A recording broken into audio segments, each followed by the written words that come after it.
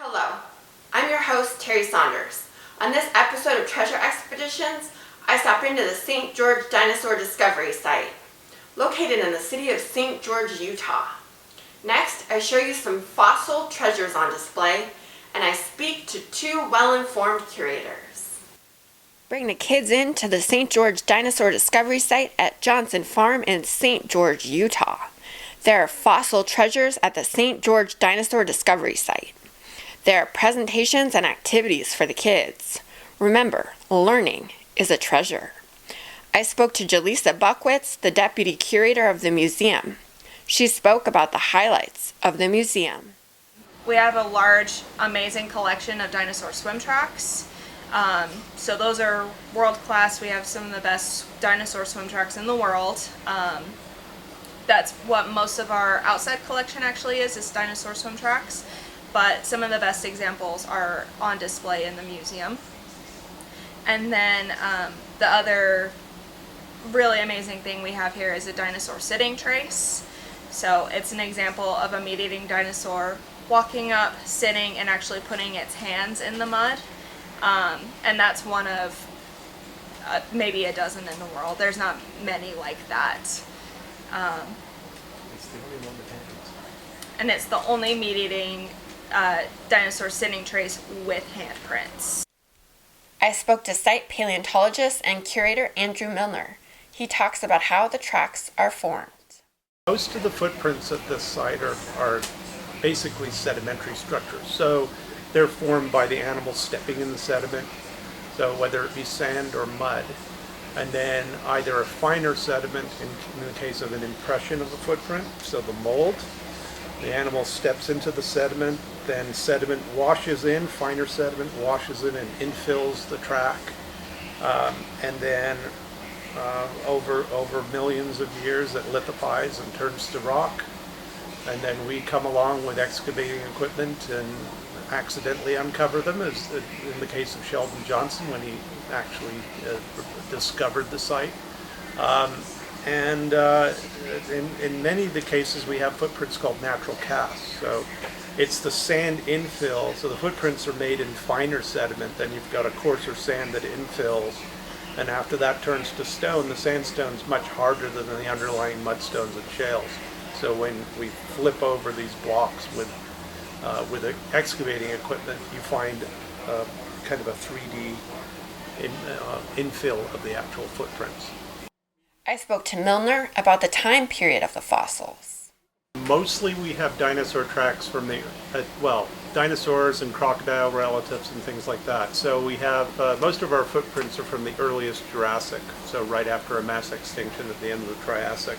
We do have fish fossils, plants, and bones also found associated with the dinosaur tracks.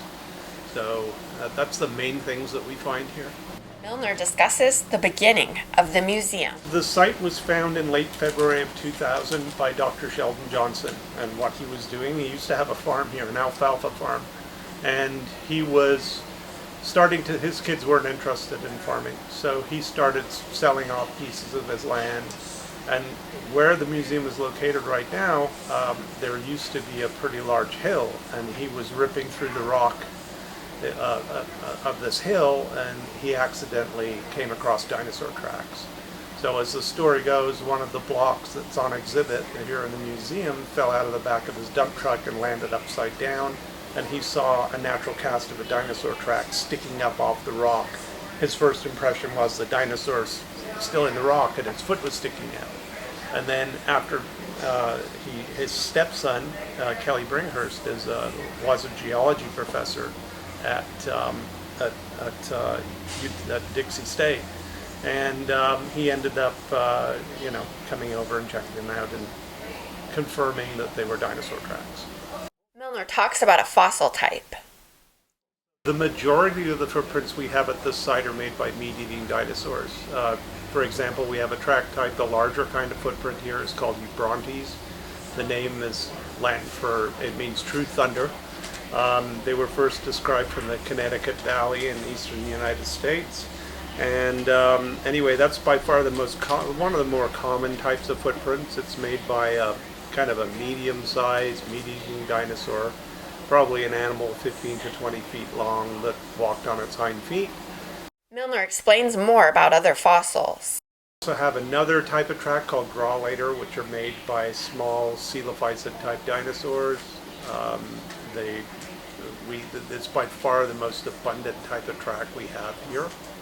We also have extremely rare plant-eating dinosaur tracks, a track type called Anemepus, which are made by dinosaurs, possibly something like Scutellosaurus, which is a small plant eater that lived in the early Jurassic. So something similar to that would have produced Anemepus tracks. We also have a track type, which are made by animals that walked on all 4 feet. They're relatives of the modern crocodiles, distant relatives. We call them crocodilomorphs. Maybe an animal like Protosuchus, which is a small crocodile-like relative that walked on all fours. Milner discusses his favorite exhibit. I would say the 25.5-ton block, the big red block out here that has beautiful graulator tracks all over it. That's by far my favorite. Milner talks about finding fossils. Well, a little bit of luck involved. If you've never studied geology or paleontology before, it's definitely something you could just come across hiking around. And we do have many people that bring fossils in, or things that they think might be fossils that turn out not to be fossils. We do get a lot of dinosaur eggs. Most of them are just river cobbles and things like that. Milner says there are regulations to follow for amateur fossil hunters. For amateur collecting, there are laws that kind of have to be followed. So collecting invertebrate and plant fossils on federal and state land is legal for the most part. Some places like Forest Service, I believe you have to get a permit in order to collect, like a recreational permit for collecting fossils. So there's a lot of really good invertebrate paleo sites in Utah. That's actually one of the reasons why I moved to Utah, because the paleo is so amazing, and then I just happened to be the right place, the right time for this job. Vertebrate fossils, on the other hand, are illegal to collect without a research permit. So you have to work for a certain kind of institution, or work with certain other researchers in order to get a permit. And of course that applies to federal and state lands. Of course, National Park Service lands, there's absolutely no collecting of fossils. Unless you have a permit and the park's permission to actually salvage specimens. For a lot of amateurs, though, it's actually understanding what rock formations are around you.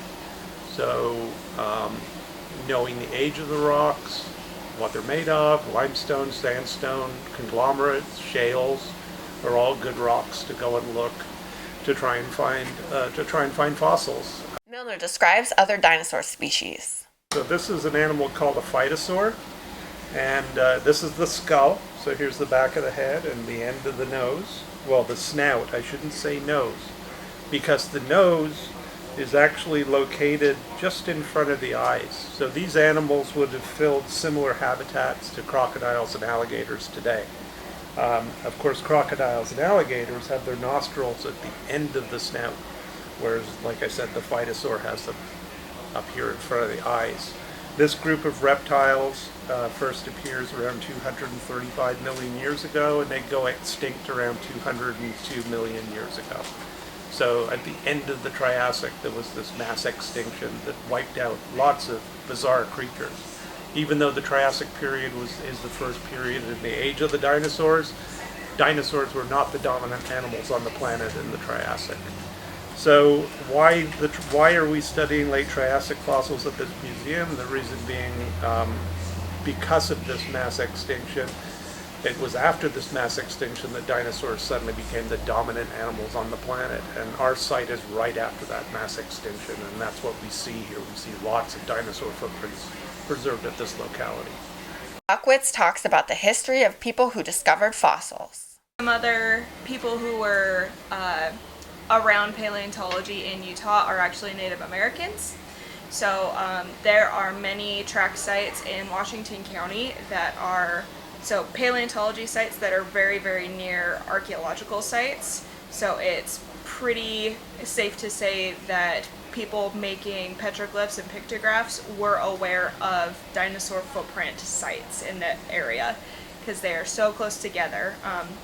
The Desert Tortoise track site is a third, maybe a half a mile away from some really cool petroglyphs. Same with the footprints at Parowan Gap are really close. Again, that's maybe a mile apart from some amazing petroglyphs and some really amazing dinosaur footprints. So Native Americans were definitely aware of dinosaur sites before traditional white paleontologists came to also look at the paleontological resources. Buckwitz talks about the landowner and the first paleontologist at the excavation. So Dr. Sheldon Johnson was the owner of the land, but the very first paleontologist on site was actually Andrew. So within, a couple weeks of them finding the very first truck that fell out of the backhoe, Andrew was on site. So the founder was Dr. Johnson, but Andrew was the first paleontologist on site. Buckwitz discusses people who helped the museum. There were some local entities that also donated land, so Darcy Stewart, he had an excavation company and he was helping excavate all the land, and he donated land as well. Buckwitz says there are likely new discoveries. So we actually have several fossils that are not described as new species yet, but we are pretty sure they are going to be new species. Most of those are different kinds of fishes, but we also have a new dinosaur species that we don't have enough material for us to describe it as a new species, but it's going to be a new species as soon as we find more pieces of it. Right now we mostly just have one single vertebra, so one backbone, and then teeth. So that's not enough to describe a new dinosaur, but as soon as we find more, we will be able to. Buckwitz says the majority of fossils are in storage. So probably about less than half of our collection is on display. We have a large part of our collection is outside, not on display, and then, like most museums, a good portion of our collection is safe in archival storage, not on display where people have more access to them, because with access comes risk to our objects, but people still need to be able to see these. So yeah, about less than half. Buckwitz talks about the unique facility. All of our collection that is on display was found right here. You don't get that at a lot of prehistoric museums. A lot of times you go to a museum and you see a skeleton and it was not found there, it was found from somewhere else. The fact that our building is built over an excavation site is really special. Buckwitz discusses the future of the museum. Within the next decade or so, we have really big plans to expand and grow our impact in the community. So anyone who wants to be involved should get involved. But yeah, we're going to become a really sought after museum in the next couple years, even more than we already are. So it's exciting to see this place grow. What you'll learn at the St. George Dinosaur Discovery Site is a treasure. Remember, the greatest treasures are the memories along the way. For Treasure Expeditions, I'm Terri Saunders.